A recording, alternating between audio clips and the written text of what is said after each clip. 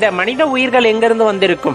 மனித உயிர்கள் எங்கிருந்து வந்திருக்கும்? மனிதர்கள் மட்டுமல்ல, இங்கு புல்லாக, பூடாக, மரமாக, நிறைய பிறவிகளாக பிறந்திருக்கக்கூடிய உயிர்கள் எல்லாம் எங்கே இருந்து வந்திருக்கும்? அதனை தோற்றுவித்தவர் யார்? அதனை இப்படி பாதுகாத்து வருபவர் யார்? அதற்கு வாழ்வதற்கென்று ஒரு இடத்தை கொடுத்தவர் யார்? அப்படி கொடுத்தார் என்றால் அதை இவ்வளவு ரம்யமாக படைத்தவர் யார்?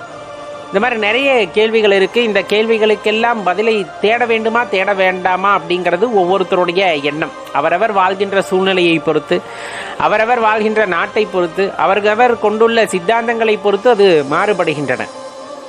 ஆனால் மனிதனுடைய தோற்றம் அப்படிங்கிறது மட்டுமல்லாமல் உயிரினுடைய தோற்றம், அந்த உயிர் எப்படிப்பட்டது, அதன் தன்மை யாது, அது எதற்காக இந்த பிரபஞ்சத்திலே, அதிலும் இந்த பால்வெளி மண்டலத்திலே, இந்த அண்டத்திலே, இந்த பூமியிலே இங்கு குடிகொண்டுள்ளது, அதுவும் ஒரு உடலை எடுத்துக்கொண்டு குடிகொண்டுள்ளது அப்படிங்கிறதெல்லாம் விசித்திரமாக நாம் தேட வேண்டிய விடயங்கள். ஆனால் அதெல்லாம் விடுத்துவிட்டு நம்ம எதை தேடிக்கிட்டு இருக்கோம் அப்படின்னா, இங்கே மனிதனால் அச்சடிக்கப்பட்ட காகிதத்தை தேடிக்கொண்டிருக்கிறோம். தேடி தேடி தேடி தேடி பெட்டி பெட்டியை அடுக்கி கொண்டிருக்கிறோம். அதில் என்ன பிரயோஜனம் இருக்க போகுது அப்படிங்கிறது தெரியாமலே. அது இல்லாமல் ஏதாச்சும் பண்ணிட முடியுமா அப்படின்னு உங்களால் திருப்பி அந்த கேள்வியை கேட்க முடியும். கண்டிப்பாக இந்த மாதிரி மாயையில் இருக்கும்போது அந்த காகிதம் இல்லாமல் எதுவும் பண்ணத்தான் முடியாது. ஆனால் காகிதம் இல்லாமல் அன்பு செலுத்த முடியும்.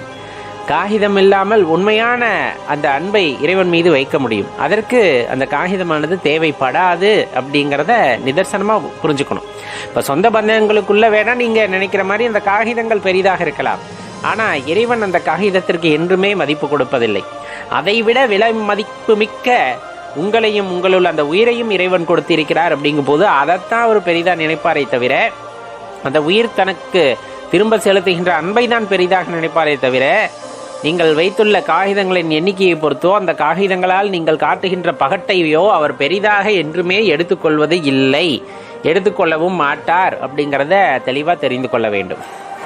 எப்பவுமே மனிதனுக்கு இருக்கின்ற அந்த மகத்துவம் அப்படிங்கிறது பிற உயிர்களிடம் காட்டுகின்ற அன்பு அப்படிங்கிற ஒரு விஷயம்தான் அப்படிங்கிறதையும் நம்ம இந்த இடத்துல ரொம்ப தெளிவாக தெரிந்து கொள்ள வேண்டியது இருக்கிறது.